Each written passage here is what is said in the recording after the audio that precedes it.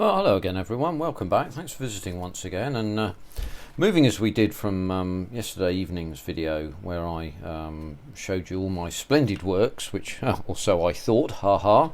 Very clever individual from Modelling Land has pointed out that I've made a rather stupid mistake.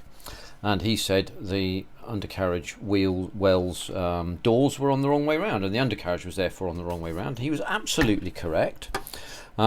The undercarriage door is supposed to go on that way round, and I had it on that way round. So what a numpty, eh? Now, because of the way this has been glued in and the fact that I put the wheel wells together with the undercarriage legs on first, I thought I'd cleverly worked out which way they were handed. I hadn't cleverly worked out that enough. And consequently all my good works on these pipes and so on and so forth here have been all for naught.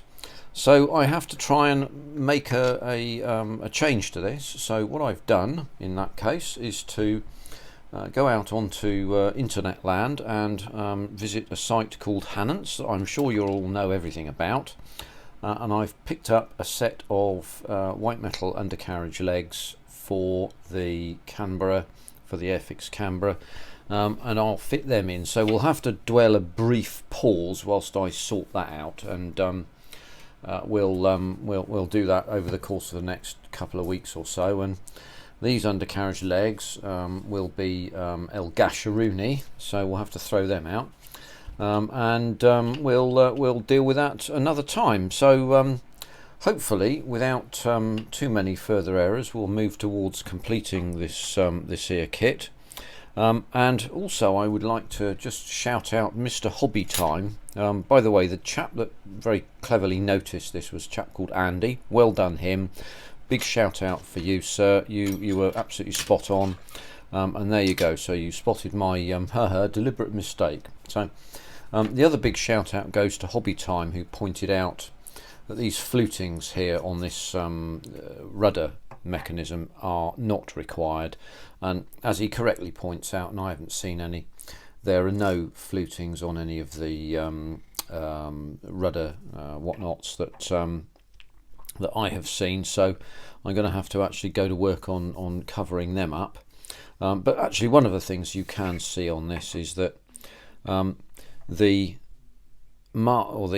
overhang here on the rudder that you can see there was one of the reasons why you used to get what's called rudder overbalance that I write about briefly in my Substack article about the BAC Canberra, or the English Electric Canberra.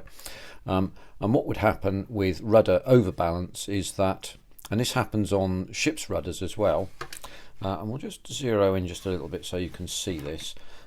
Excuse me.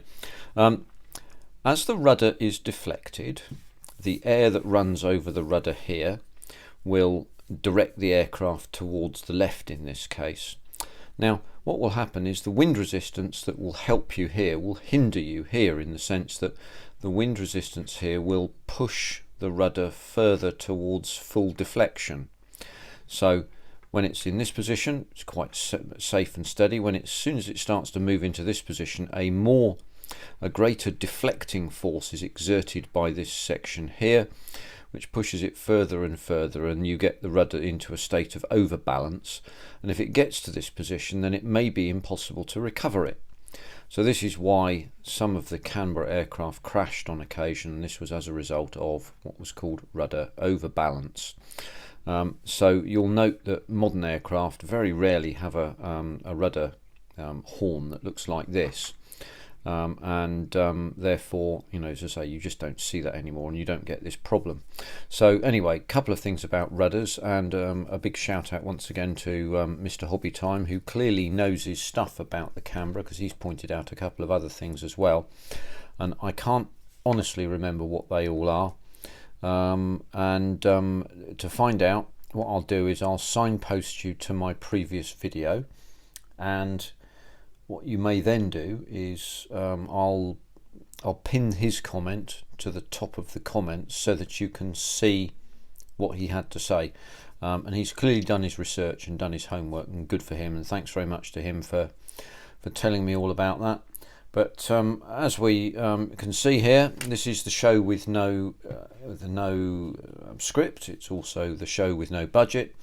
So we don't edit anything. So if it goes wrong, it goes wrong for everybody to see. And I have some putting right to do. So thank you all. Just thought I'd give you a quick shout out there to both of you for helping me out. And hopefully I don't make too many more schoolboy errors of that kind. I mean, for example, I'll try not to put these tail planes on the wrong way up. They will, of course, go in a slightly upwards direction, not a slightly downwards direction. Ha ha. And we'll take it from there. But look, thanks very much, everybody. Thank you for watching. Thank you for subscribing. Thank you for continuing to follow my ruminations and my, in this case, errors. I hope that you'll join me on the next one, which perhaps will be quite soon. I'm hopeful that it will be. Take care until the next one. Bye for now.